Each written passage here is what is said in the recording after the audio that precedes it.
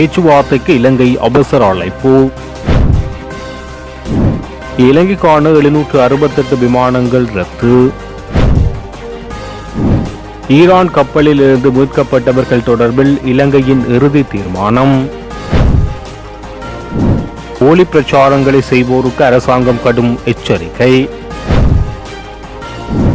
இலங்கைக்கான வாகன இறக்குமதி குறித்து வெளியான அறிவிப்பு. இந்திய கப்பலுக்கு ஈரான் கொடுத்த வாய்ப்பு, காரணத்தை வெளியிட்ட ஜெய்சங்கர்.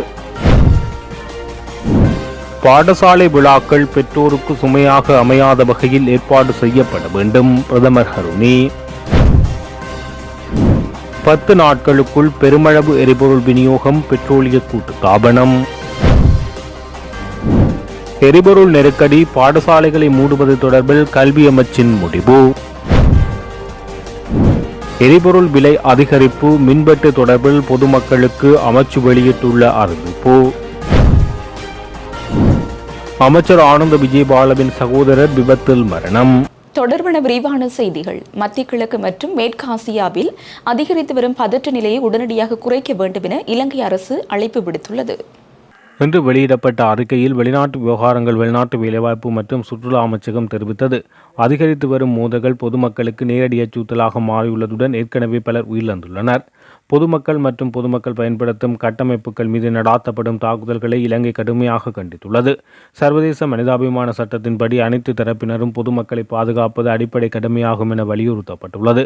மனிதாபிமான நெருக்கடி தீவிரமடைந்து வருகின்ற நிலையில் உலக பொருளாதாரம் மற்றும் சர்வதேச வர்த்தகத்துக்கு ஏற்படக்கூடிய பாதிப்புகளை கருத்தில் கொண்டு நிலைமைகளை இலங்கை அரசு கண்காணித்து வருவதாக கூறப்பட்டுள்ளது. இது உலகம் முழுவதும் உள்ள நாடுகளை பாதிக்கக்கூடும் என தெரிவிக்கப்பட்டுள்ளது. மேலும் ஐக்கிய நாடுகள் சபை அறிக்கையின் அடிப்படை கொள்கைகளை மதிக்க வேண்டிய அவசியத்தை இலங்கை வலியுறுத்தியுள்ளது. அனைத்து நாடுகளின் இறையாண்மை மற்றும் நிலப்பரப்பு முழுமையை மதிக்கும் தனது உறுதிப்பாட்டை வலியுறுத்திய இலங்கை சம்பந்தப்பட்ட அனைத்து தரப்பினரும் அதிகபட்ச கட்டுப்பாட்டுடன் செயல்பட்டு மேலும் பதற்றம் அதிகரிக்காமல் இருக்க மீண்டும் பேச்சுவார்த்தைக்கு திரும்ப வேண்டும் என கேட்டுக்கொண்டுள்ளது. அத்துடன் பிராந்தியத்திலும் அதற்கு அப்பாலும் அமைதி மற்றும் நிலைத்தன்மை பாதுகாக்க அனைத்து தரப்பினரும் பொருளுள்ள உரையாடல்களில் ஈடுபட்டு பதற்றத்தை குறைக்கும் தீர்மானமான நடவடிக்கை எடுக்க வேண்டும் என இலங்கை அரசு கோரிக்கை விடுத்துள்ளது. உலகளாவிய ரீதியில் நிலவும் போர்ச்சூழல் மற்றும் எரிபொருள் வெளியேற்றம் காரணமாக இலங்கையில் இறக்குமதி செய்யப்படும் பொருட்களின் விலையில் அதிகரிப்பு ஏற்படுவதை தவிர்க்க முடியாது என வர்த்தக பிரதி அமைச்சர் RM ஜெயவர்தன தெரிவித்துள்ளார். உலகளாவிய ரீதியில் நிலவும் போர்ச்சூழல் எரிபொருள் போக்குவரத்து மற்றும் விநியோக சங்கிலியில் கடுமையான தாக்கத்தை செலுத்தியுள்ளது.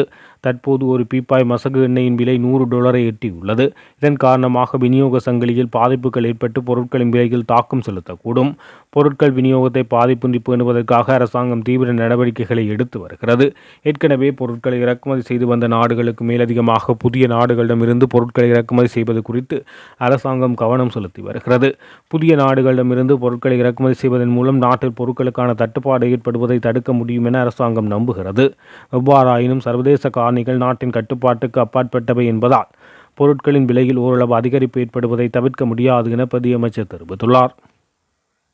மத்திய கிழக்கில் நிலவும் மோதல் சூழ்நிலை காரணமாக இலங்கைக்கான 768 விமானங்கள் ரத்து செய்யப்பட்டுள்ளதாக சுற்றுலாத்துறை பிரதியமைச்சர் ருவான் ரணசிங்க தெரிவித்துள்ளார். உலகம் முழுவதையும் பாதித்துள்ள போர் பதற்றம் காரணமாக தற்போது 30% சுற்றுலா பயணிகள் வீழ்ச்சி ஏற்பட்டுள்ளது என தெரிவிக்கப்பட்டுள்ளது. சுற்றுலாத்துறையை மேம்படுத்துவதற்காக இந்த ஆண்டு செயல்படுத்த திட்டமிடப்பட்டுள்ள திட்டங்களை 100% வெற்றிகரமாக மாற்றுவதே சுற்றுலாத்துறை அமைச்சின் நோக்கமாகும். அந்த திட்டங்களை செயல்படுத்துவதில் சில நிறுவனங்களுக்கிடையே ஒருங்கிணைப்பு இல்லாதது சில திட்டங்களின் வெற்றிக்கு தடையாக உள்ளது என தெரிவிக்கப்படுகிறது. ஈரானிய கப்பல்களிடமிருந்து மீட்கப்பட்ட மாலுமிகள் தொடர்பில் நாளை அல்லது மறுதினம் இறுதி தீர்மானம் எடுக்கப்படும் என பாதுகாப்பு பிரதியமைச்சர் ஓய்வு பெற்ற மேஜர் ஜெனரல் அருண் ஜெயசேகர தெரிவித்துள்ளார். வெளிவிவகார அமைச்சு ஈரானிய தூதுவர் மற்றும் ஈரானிய அரசாங்கத்துடன் கடந்த சில நாட்களாக நடாத்திய தொடர் பேச்சுவார்த்தைகளின் விளைவாக உயிரிழந்த மாலுமிகளின் உடல்கள் அனைத்தும் ஏற்கனவே ஈரானுக்கு அனுப்பி வைக்கப்பட்டுள்ளதாக அவர் குறிப்பிட்டுள்ளார். ஐரிஸ் தேனா கப்பலில் இருந்த 32 பேரும் ஐரிஸ் புசர் கப்பலில் இருந்த 207 பேரும் மீட்கப்பட்டு தற்போது வெளிசர மற்றும் கொக்கல பாதுகாப்பு முகாம்களில் தங்க வைக்கப்பட்டுள்ளனர். ஐரிஸ் தேனா கப்பலில் உயிரிழந்த 84 மாலுமிகளின் உடல்கள் கடந்த 13ஆம் தேதி விசேட விமானம் மூலம் ஈரானுக்கு அனுப்பி வைக்கப்பட்டது.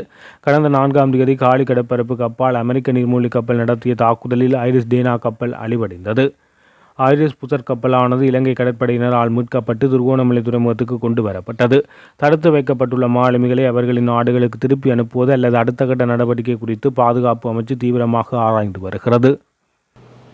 எரிபொருள் விநியோகத்தை தடுக்கும் வகையில் பிரச்சாரம் செய்வோருக்கு எதிராக கடும் நடவடிக்கை எடுக்கப்படும் என சுகாதார மற்றும் ஊடகத்துறை அமைச்சர் நலிந்த ஜெயதிச தெரிவித்துள்ளார்.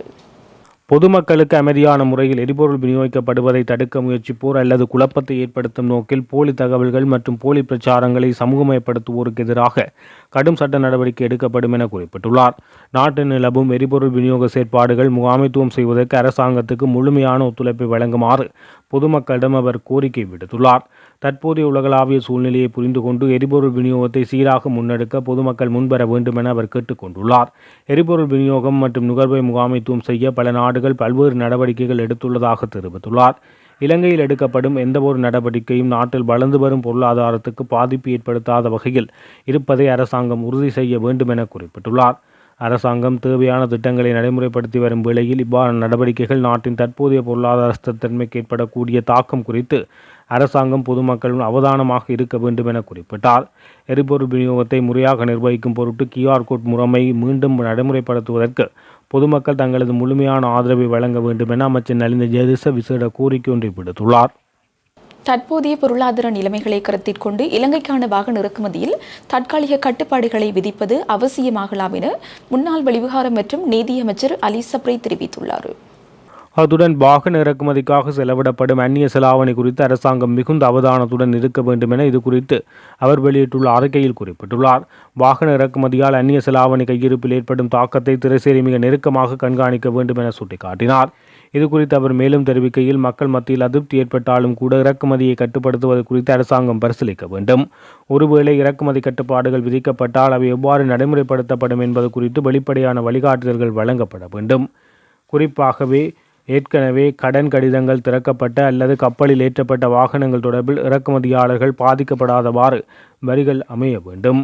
கட்டுப்பாடுகள் விதிக்கப்பட்டு காலப்பகுதியில் சுங்க திணைக்களம் உள்ளிட்ட கட்டுப்பாட்டு புள்ளிகளில் உள்ள சில அதிகாரிகள் இந்த அவசரகால சூழலை தமக்கு சாதகமாக பயன்படுத்தி ஊழல்களில் ஈடுபடக்கூடும்.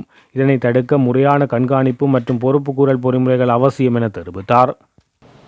ஈரானுடன் நடைபெற்ற நேரடி பேச்சுவார்த்தைகள் ஹார்முஸ் ஜலசந்தி வழியாக இந்திய கப்பல்கள் பாதுகாப்பாக செல்ல உதவியுள்ளதாக இந்திய வெளியுறவுத்துறை அமைச்சர் சுப்பிரமணியம் ஜெய்சங்கர் தெரிவித்துள்ளார். இந்தியா மற்றும் ஈரான் இடையிலான பேச்சுவார்த்தைகளின் விளைவாக இந்திய கொடியேந்திய 2 எரிவாயு டேங்கர் கப்பல்கள் கடந்த சனிக்கிழமை ஹார்முஸ் ஜலசந்தியை வெற்றிகரமாக கடந்து சென்றதாக அவர் குறிப்பிட்டுள்ளார். நான் தற்போது அவர்களுடன் தொடர்ந்து பேச்சுவார்த்தையில் ஈடுபட்டு வருகிறேன். அந்த பேச்சுவார்த்தைகள் சில நல்ல முடிவுகளை தந்துள்ளது என்ற ஜெய்சங்கர் தெரிவித்துள்ளார். இந்தியாவில் வீடுகளில் பயன்படுத்தப்படும் திரவ பெட்ரோலிய LPG தேவையின் சுமார் 60% இறக்குமதி செய்யப்படுகிறது. இந்த இறக்குமதியில் சுமார் 90% சவுதி அரேபியா மற்றும் ஐக்கிய அரபு அமீரகம் போன்ற வளைகுடா நாடுகளிலிருந்து வருகிறது. இவ்வகை எரிவாயு பெரும்பாலும் ஹார்முஸ் ஜலசந்தி வழியாகவே கப்பல்களில் கொண்டு வரப்படுகிறது. இந்தியாவில் 33 கோடிக்கும் மேற்பட்ட குடும்பங்கள் சமையலுக்காக LPG சிலிண்டர்களை நம்பி வாழ்கின்றனர். இதற்கிடையில் எரிவாயு விநியோகம் பாதிக்கப்படலாம் என்ற அச்சத்தால் இந்தியா பல நகரங்களில் சமையல் எரிவாயு விற்பனை மையங்களின் முன்பு நீண்ட வரிசைகள் காணப்படுவதாக சமூக ஊடகங்களில் காணொலிகள் வெளியாகியுள்ளது. சில உணவகங்கள் எரிவாயு பற்றாக்குறை காரணமாக தற்காலிகமாக மூடப்பட்டுள்ளதாகவும் தகவல்கள் வெளியாகியுள்ளன.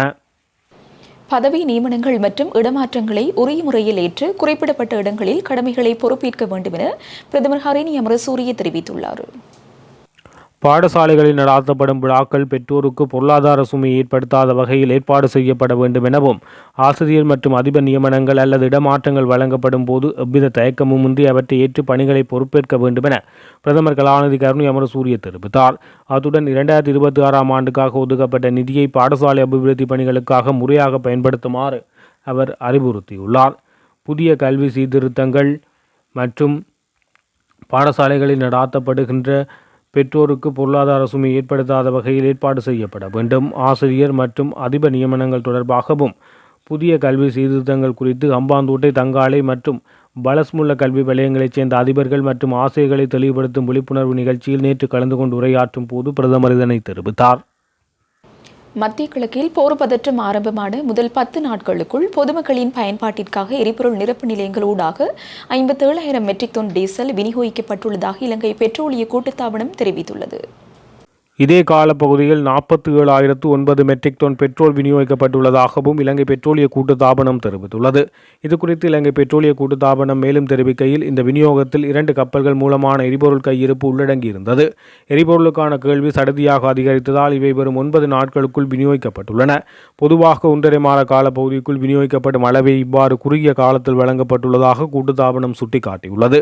இதேவேளை நாடு முழுவதும் உள்ள அனைத்து எரிபொருள் நிரப்பு நிலையங்களிலும் கையிருப்பு மற்றும் விற்பனை சரிபார்ப்பு நடவடிக்கைகள் திங்கட்கிழமை முதல் ஆரம்பிக்கப்பட்டுள்ளதாக இலங்கை கனிய பொருள் கூட்டுத்தாபனம் அறிவித்துள்ளது. ஒவ்வொரு நிலையத்திலும் வழங்கப்பட்ட எரிபொருளின் அளவு மற்றும் QR குறியீட்டு முறைமையின் கீழ் விற்பனை செய்யப்பட்ட அளவு ஆகியவற்றை அதிகாரிகள் ஒப்பிட்டு பார்ப்பார்கள். இந்த தரவுகளை சேகரித்து சரிபார்க்கும் முறை ஏற்கனவே வடிவமைக்கப்பட்டு சோதனை செய்யப்பட்டுள்ளதாக குறிப்பிடப்பட்டுள்ளது. தரவுகளில் ஏதேனும் முரண்பாடுகள் காணப்பட்டால் சம்பந்தப்பட்ட எரிபொருள் நிலையத்தின் இயக்க உரிமத்தை ரத்து செய்தல் உள்ளிட்ட கடுமையான நடவடிக்கைகள் எடுக்கப்படும் என இலங்கை பெட்ரோலிய கூட்டுத்தாபனம் எச்சரிக்கை விடுத்துள்ளது. எரிபொருள் நெருக்கடி, விலை அதிகரிப்பு மற்றும் QR குறியீடு முறை மீண்டும் நடைமுறைப்படுத்தப்பட்டமை போன்ற காரணங்களால் பாடசாலை கல்வி நடவடிக்கைகளை இடைநிறுத்தவோ அல்லது தொலைதூர கல்வி திட்டங்களை அறிமுகப்படுத்தவோ இதுவரையில் கல்வி அமைச்சு எந்த நடவடிக்கையும் எடுக்கவில்லை என தெரிய வந்துள்ளது. பாடசாலைகள் தங்கள் வழக்கமான செயல்பாடுகளை தொடரும் என கல்வி அமைச்சு வட்டாரங்கள் தெரிவித்துள்ளன. இருப்பினும் நாட்டில் அத்தியாவசிய சேவைகளை பராமரிப்பதில் உள்ள சவால்களை நிவர்த்தி செய்வதற்காக நேற்று நடைபெற்ற உயர்மட்ட கலந்துரையாடலில் கல்வி அமைச்சின் செயலாளர் நாளக கலுவேவா பல அமைச்சக செயலாளர்கள் மற்றும் நிறுவன தலைவர்களுடன் கலந்து கொண்டார். மத்திய கிழக்கில் அதிகரித்து வரும் மோதல்கள் மற்றும் எரிபொருள் விநியோகம் மற்றும் பிற அத்தியாவசிய துறைகளில் அதன் சாத்தியமான தாக்கத்தை கருத்தில் கொண்டு முக்கிய பொது சேவைகள் தடையின்றி செயற்படுவதற்கு உறுதி செய்வதில் இந்த கூட்டம் கவனம் செலுத்தியிருந்தமை குறிப்பிடத்தக்கது. இலங்கையில் எரிபொருள் விலை அதிகரித்த போதும் நாட்டில் மின்வெட்டு இருக்காது என மின் மற்றும் எரிசக்தி அமைச்சின் அதிகாரியொருவரை மேற்கோள் காட்டி தகவல் வெளியாகியுள்ளது. எரிபொருள் விலை அதிகரிப்பால் மின் உற்பத்தி பாதிக்கப்படும் என கவலை கொள்ள தேவையில்லை என அவர் சுட்டிக்காட்டியுள்ளதாக தெரிய வருகிறது. மேலும் அவரது தகவலில் மின்சார உற்பத்தியை பராமரிக்க போதுமான எரிபொருள் விநியோகம் நாட்டில் தற்போது உள்ளது. மின்வெட்டு விதிக்க எந்த முடிவும் எடுக்கப்படவில்லை. வெப்ப மின் உற்பத்தியை ஆதரிக்க இலங்கை பெட்ரோலிய கூட்டுத்தாபனத்தால் போதுமான டீசல் மற்றும் உலை எண்ணெய் விநியோகிக்கப்படுகிறது. சக்தி ஆதாரங்களை காரணமாக நிலைமை சீராக உள்ளது. நீர் மின்சாரத்தை உற்பத்தி செய்ய நீர்த்தேக்கங்களில் போதுமான நீர்த்திறன் எங்களிடம் உள்ளது. அத்துடன் தேசிய மின்கட்டமைப்பு சூரிய சக்தி பங்களிக்கும் வலுவான சூரிய ஒளியும் உள்ளது என சுட்டிக்காட்டியுள்ளார். இருப்பினும் நீர்பிடிப்பு பகுதிகளில் மழை பொழிவை பொறுத்து எதிர்காலத்தில் நீர்மின் உற்பத்தி பாதிக்கப்படலாம் என்பது ஒப்புக்கொள்ளப்பட்டுள்ளமை குறிப்பிடத்தக்கது. பொது பாதுகாப்பு அமைச்சர் ஆனந்த விஜயபால் அவர்களின் சகோதரர் நேற்று இடம்பெற்ற வீதி விபத்தொன்றில் சிக்கி உயிரிழந்துள்ளார். பானதனிய அனுராதபுரம் பிரதான வீதியின் மகக்கல் கடவள பகுதியில் இந்த துரதிர்ஷ்டவசமான சம்பவம் பதிவாகியுள்ளது. இந்த விபத்து மகா இலுப்பல்லம பகுதியைச் சேர்ந்த KSMPS சேன திசாநாயக் என்பவரை உயிரிழந்துள்ளார். உயிரிழந்தவர் மகக்கல் கடவள பகுதியில் உள்ள தனது இளைய சகோதரரின் வீட்டில் நடைபெற்ற நிகழ்வொன்றில் கலந்து கொண்டு மீண்டும் தனது வீட்டுக்கு மோட்டார் சைக்கிளை திரும்பிக் கொண்டிருந்த போது இந்த விபத்து இடம்பெற்றுள்ளது. இந்த விபத்தில் மகை இலுப்பம பகுதியைச் சேர்ந்த KSMPS சேன திசாநாயக் என்பவர் உயிரிழந்துள்ளார். மகள் கடவள வளைவுக்கு அருகில் நிறுத்தி வைக்கப்பட்டிருந்த லொரி ஒன்றின் பின்பகுதியில் மோட்டார் சைக்கிள் மோதியதில் இந்த விபத்து ஏற்பட்டுள்ளதாக ஆரம்பகட்ட விசாரணைகளில் தெரிய வந்துள்ளது. சம்பவம் தொடர்பில் போலீசார் மேலதிக விசாரணைகளை முன்னெடுத்து வருகின்றனர். இத்துடன் ஜெஃப்னக்லரியின் மதிய நேர பிரதான செய்திகள் நிறைவடைகின்றன. மேலதிக செய்திகளை அறிந்து கொள்ள www.jeffnaclery.lk என்ற இணையதளத்தினூடாக இணைந்து கொள்ளுங்கள்.